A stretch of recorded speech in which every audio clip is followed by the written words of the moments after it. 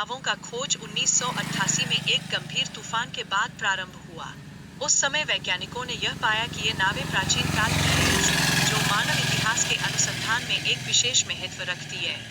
इन नावों का निर्माण पिरामिडों के निर्माण से लगभग 500 वर्ष पूर्व हुआ था। यह मानव सभ्यता का सबसे पुराना नौका बेड़ा होने का गौरव हासिल करता है, जो प्राचीन नाव निर्माण की तकनीकों की उत्कृष्टता को दर्शाता है। इन 14 नावों की स्थिति से स्पष्ट होता है कि इन्हें जानबूझकर इस तरह रखा गया था। प्रत्येक नाव में 30 तक नाविकों के लिए स्थान की व्यवस्था की गई थी, जो उनके महत्व और उपयोगिता को दर्शाता है। किंग तुत के मकबरे में मिले छोटे मॉडल जहाजों ने प्राचीन मिस्र के जहाजों की संरचना के बारे में महत्वपूर्ण जानकारी प्रदान की है। ये मॉडल जहाज न केवल तकनीकी दृष्टिकोण से महत्वपूर्ण है, बल्कि उन्होंने संस्कृतियों के आदान प्रदान को भी प्रदर्शित किया है। प्राचीन नावों के निर्माण के लिए लकड़ी और अन्य सामग्रियों की आवश्यकता होती थी, जो उस समय के उद्योग और संसाधनों की महत्ता को दर्शाती है। यह दर्शाता है कि प्राचीन समाजों में व्यापार और संसाधनों के कुशल उपयोग की प्रणाली विकसित थी। मिस्र के पिरामिडों की निर्माण तकनीक ने यह साबित किया कि प्राचीन मिस्रवासी कला और वास्तुकला के क्षेत्र में कितने कुशल थे। इन पिरामिडों का निर्माण केवल भौतिक श्रम का परिणाम नहीं है, बल्कि यह एक जटिल योजना और संगठनात्मक क्षमताओं का परिचायक है।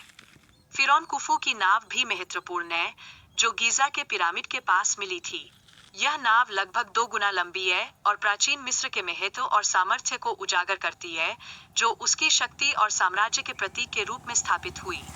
हाल ही में 2020 में खोई हुई अटिन नामक शहर की खोज ने प्राचीन मिस्र के जीवन का अद्वितीय दृष्टिकोण प्रदान करने की संभावना प्रस्तुत की है। यह शहर लगभग 3000 वर्ष पुराना है और इसने प्राचीन समाज के दैनिक जीवन की जटिलताओं को उजागर करने में महत्वपूर्ण भूमिका निभाई है। शोधकर्ताओं ने इस शहर में कई दैनिक जीवन की वस्तुओं के साथ साथ एक बेकरी और आवासीय क्षेत्र का पता लगाया है। यह खोज प्राचीन मिस्र के समृद्ध इतिहास और सांस्कृतिक विरासत को दर्शाता है, जो इतिहासकारों के लिए विशेष रुचि का विषय है। प्राचीन आभूषणों का निर्माण तकनीक और कौशल अत्यंत अद्भुत है। शोधकर्ताओं ने इस परंपरा की सराहना की है, जो बिना आधुनिक विज्ञान और तकनीकी ज्ञान के विकसित हुई। यह दर्शाता है कि प्राचीन समाजों में उच्च स्तर की कौशल और रचनात्मकता विद्यमान थी। महान पिरामिड की संरचना में विद्युत चुंबकीय ऊर्जा को केंद्रित करने की अद्वितीय क्षमता है।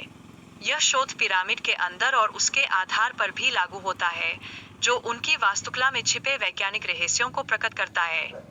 पिरामिड के निर्माण में चूना पत्थर की विशेषताओं का विद्युत चुंबकीय प्रतिक्रिया से गहरा संबंध है।